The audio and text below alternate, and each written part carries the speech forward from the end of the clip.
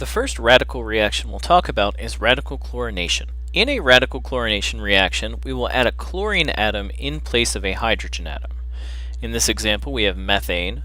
We will add molecular chlorine to this and light as a source of activation energy. This will replace one of the hydrogen atoms here with a chlorine atom. We will also form HCl.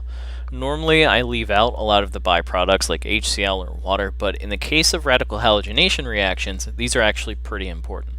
So let's talk about how this mechanism works. Unlike a lot of the other mechanisms, there are 3 steps for a radical halogenation reaction. The first step is initiation. This light serves as an initiator. What it will do is it will break the weakest bonds in the reaction. So in this case, the molecular chlorine has the weakest bond. Light will provide enough energy, in the case of UV light, to break this bond and generate 2 chlorine radicals. These 2 chlorine radicals can then react in further steps.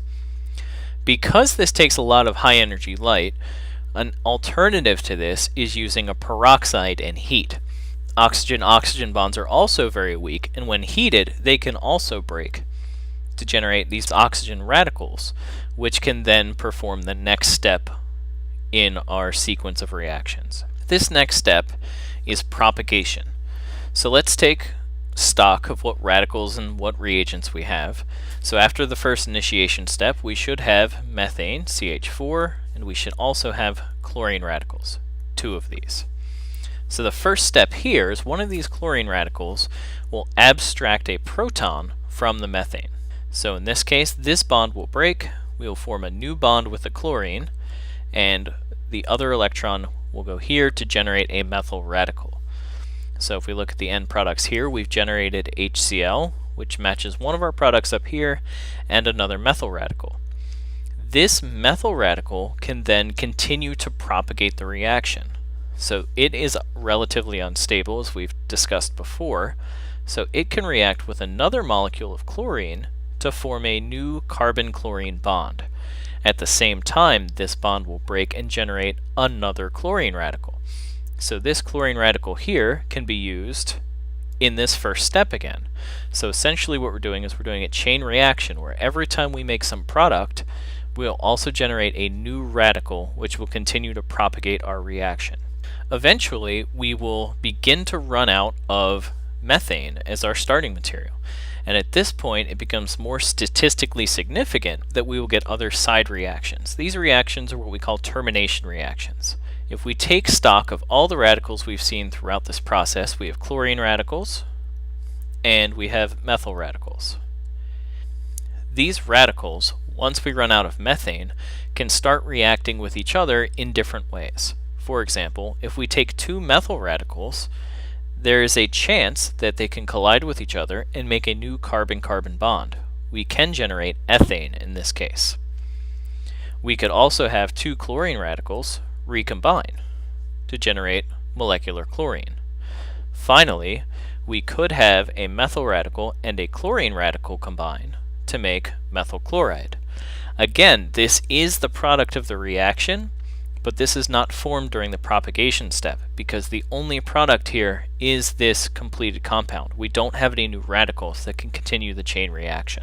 Now a little twist with these reactions is that if we have multiple sites of an alkane, we can actually make multiple products. So in this case, we've made both a secondary alkyl chloride and a primary alkyl chloride. Let's think about the relative proportions of these products that we'll have. Well, statistically, we will get 25% of the secondary product. Why is that? Well, we have 3 hydrogens on the left, 3 hydrogens on the right, and 2 hydrogens on the second carbon here. So we have a total of 8 hydrogens, and 2 out of 8 gives us 25%, which means there's a 75% chance that if a chlorine radical reacts with one of these molecules, we'll generate a primary alkyl chloride. But beyond statistics, we have to think about the energetics of these reactions. And in the real world, experimentally, we actually see a switch, where we'll get 60% of the secondary alkyl chloride. This may be a little bit confusing at first, until you think about the mechanism. In each case, we'll have a chlorine radical, and it will abstract a proton.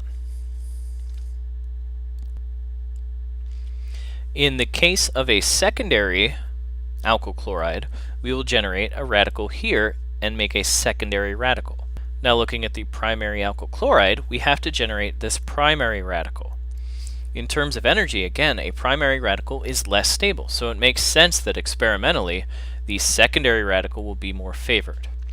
We can draw an energy diagram to make a little bit more sense of this. This will be important later as well.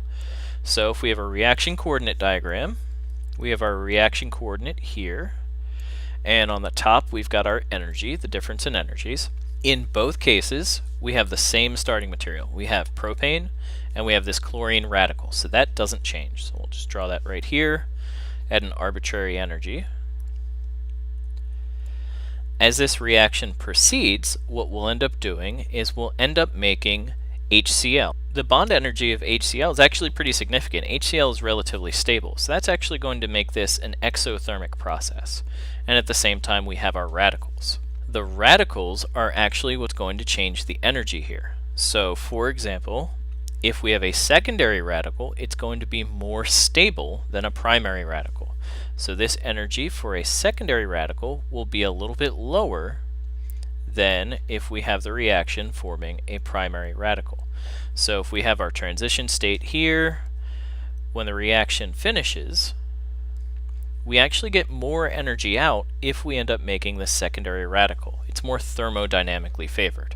The difference is not incredibly significant. That's why you still get a 60-40 mix, but you would see a little bit favorability towards the secondary alkyl chloride in this example.